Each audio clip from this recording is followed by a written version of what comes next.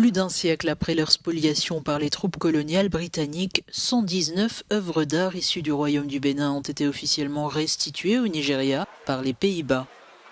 Figurines humaines et animales, plaques cérémonielles, ornements royaux ou encore une cloche sacrée sont autant de pièces connues sous le nom de bronze du Bénin.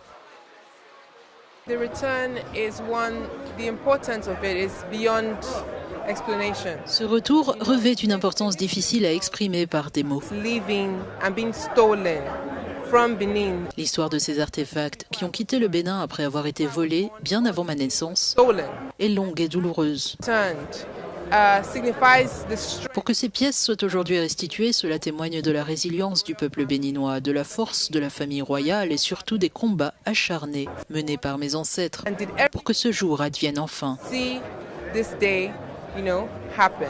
Depuis quelques années, les musées européens et nord-américains s'engagent progressivement dans un processus de restitution d'œuvres acquises dans la violence et le mépris des cultures locales durant l'ère coloniale. La restitution de 119 de ces trésors ne se limite pas à la simple remise d'objets. C'est la reconnaissance de notre dignité, de notre identité, de nos valeurs, de nos idées, ainsi que de l'humanité partagée qui nous lie en tant que peuple.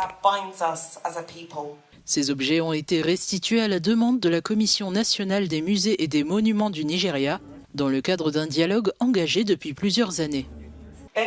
Les bronzes du Bénin ne sauraient être considérés uniquement comme de simples œuvres d'art ou des vestiges du passé.